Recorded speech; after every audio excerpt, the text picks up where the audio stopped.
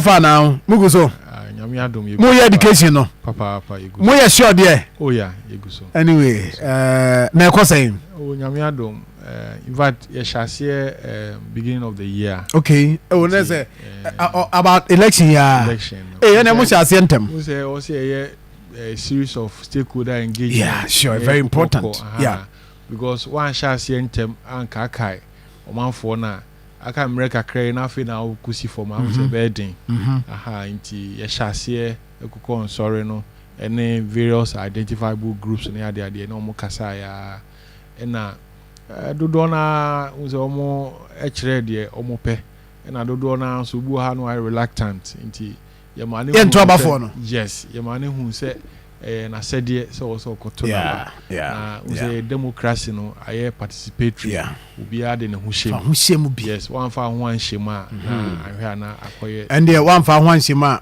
obi be trouble yi bia ma eno de we dey am be trouble yi bia shoko ye hyase no kakra na ye de abedru nti enye se afi na ya be hyase ye hyase ache right na mo engagement mo no mo share said the Ghana for a TSC about election it is saying well ya battle no sebi enye afi na yeto aba ya to aba emprebebre enti nipa dodo na oni omo kasa omo so omo adwenkyere obu ho no ma na ordinary to bibi so ene ma no inform ma na koto na aba na wa hwe ni ma sa de ne mma enti ye ma ne hu no se eye nkakra nti kona koto aba na exercise your civic responsibility obi also so we aba we to we dem yankasa ma hyase ekra a me sha manfo grind se omo so enkoto won aba nti ye koi na out of 100 about 70% there omo I can say omo I prepared so omo ka koto aba no na omo yi omo ekanifo nti form no there nipa dodo na ye ready so mukakoto omaba no mo de yi mpanyifo. That is good, but afi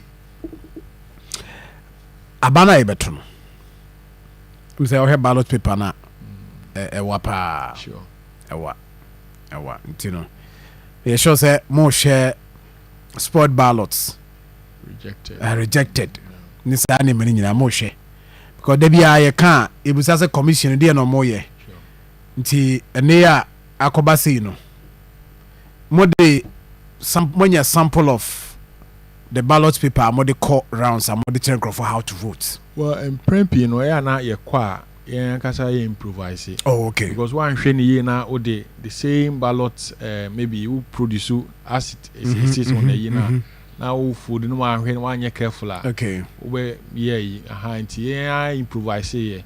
You just take a A4 sheet. Na ye kra na ade hia ne ye ni folding no because you man say assume say what ton print we one paper onsa na wo folding no na wo yin kina san akosi obi adabra wo say ebema problem aba exactly nti ye focus no e wo ni folding ni more how to fold the ballot paper na in a right way I enquire say wo fold na ink na san akọ appear on another candidate you can say space into any folding here pa anti political parties are ready e constituency mo am I ready sure na mo assess o communication at say e mo say adwuma no because e bi dia bia na bia o bia make comment bia cause bia o inside think for against the other and mo assess political parties o campaign in Asokwa constituency Senate here. Asokwa de nyame anim ne kware ni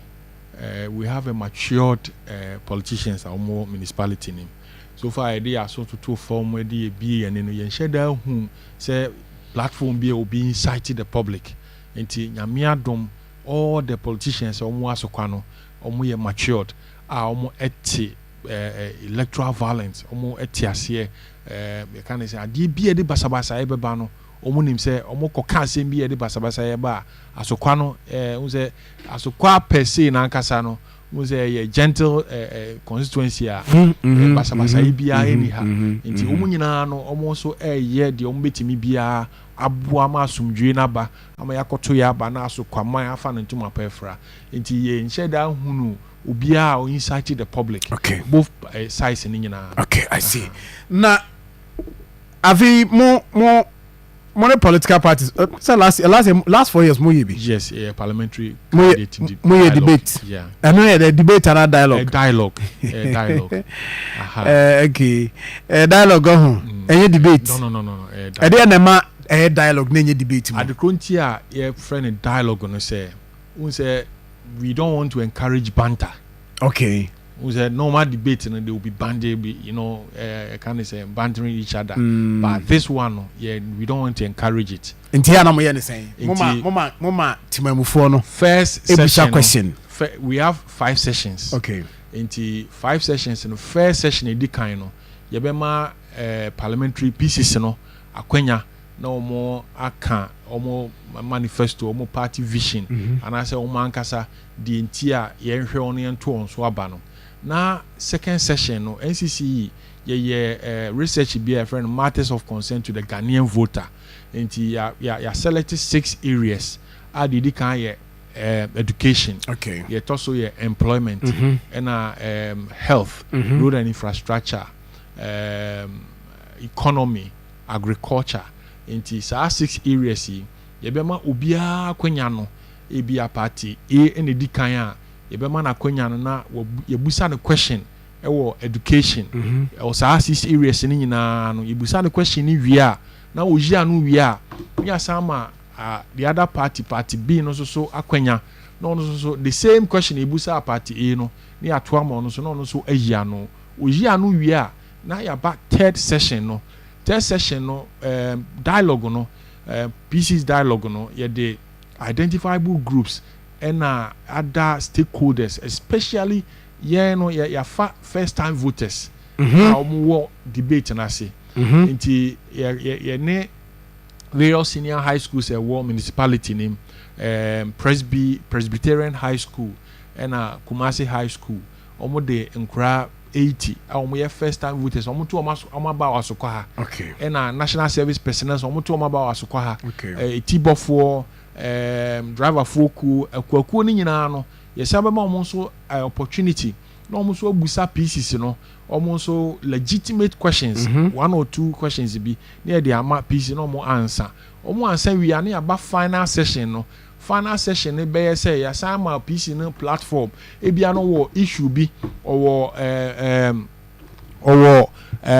nsem bi a opese oka na ya sama ne platform no na anasa wo policy bi a opese o market ni ama ne platform no assign akasa policy no nti ewia na chese ye wie program nti there won't be yenkoye ne say bi a they are coming to challenge each other, but the main objective of the dialogue no say ye be say omanfo no get closer to their PCs, okay, share their vision with them, and also PCs and also committed to peaceful before, during, and after the election. Anyway, but that is good. Yes. Chanakra oh, okay. Okay. Presby. Yeah.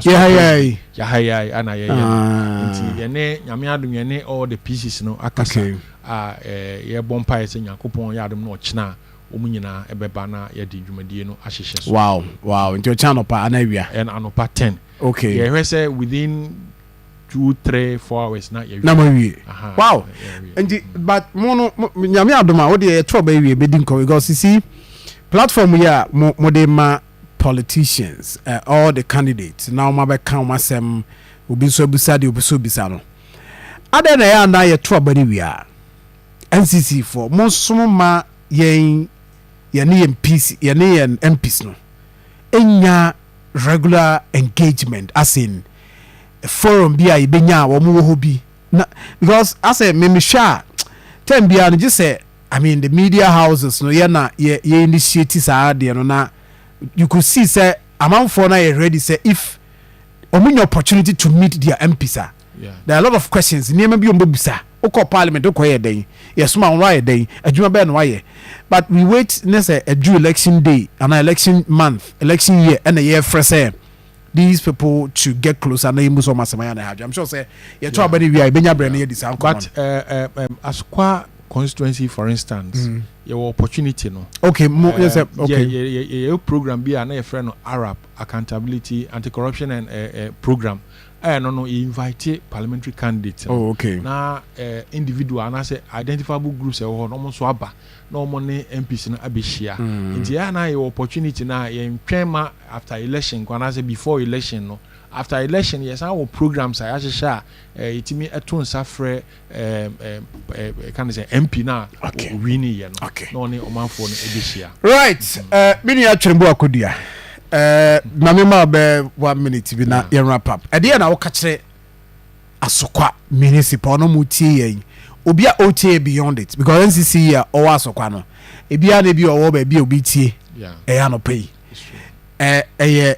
platform ni enya about afi abano edien na mo ka kire Ghana for about this year's election yo medas is John NCC ye share afinase no ye the theme eba ana ye kano together we can build Ghana. Okay, so get involved this is the time ye build Ghana, this is the time ye see Ghana inti ye pese Ghana ni bia watro ni din oto aba ye no onko to na aba ukoto aba no twe hu free bibi e friend of misinformation ni disinformation asem can say na wakotra baabi wakotra reason waka what say asem asi wakwesi na nipa so obi o onye hwehwemu na pa na okone de basabasa ya ba ena biom electoral violence ade bia de basabasa ya beba abato na yatum no bia antwe ne ho free ena ebiom say money in politics no ya nhwe ni ya na yebedum rebi no ebe say just skinny politics ni ma yentimi enkoto aba nti ebe say yenjina policies no policy nipa kro ne de ba no issue based policies and I say issue based campaigning ena yenhwe free politicians no ho enka say makoji skanti me kwakoto abama party ya na party bi hwe ni policies na wo de ba no na jina policies ne so is a policy odi be boa ana emwa na wagina so de akoto wa aba nti together we can build Ghana nti obia fa ne ho hye abato ayekoto no titiri omo atwero mudin omo abato otumi krata voter ID card omutimi to aba eyiye bedema no si ya no mesa asre na me admo ochina Presby conference hall ye parliamentary candidate dialogue ya kwenya ye de ma parliamentary candidate empanyimfo a omotu ohun asise ye ntu omoso aba so megina MP no ye de akwenya na ma won no ne omanfo no ehia na ye busa omo question na ya hwe o de ne policies ebeto asum and we very important ama yetimi ato very very important issue based campaigning enko ye said the attempt and a biom and dialogue na ye no ye be say protection security police for ni nyina be ye ne the divisional commander ne district commander akasa or the men ebeba nti obia or the action in terms bia oba be basabasa ye bia no the law and anybody and parliamentary district commander mamentia na no pe ono fa eni agrokra o tie papa yes o tie papa nti mayentia na no pe bi me ameda say that is that me twa me ho abata me ba me choska fa phone the dial star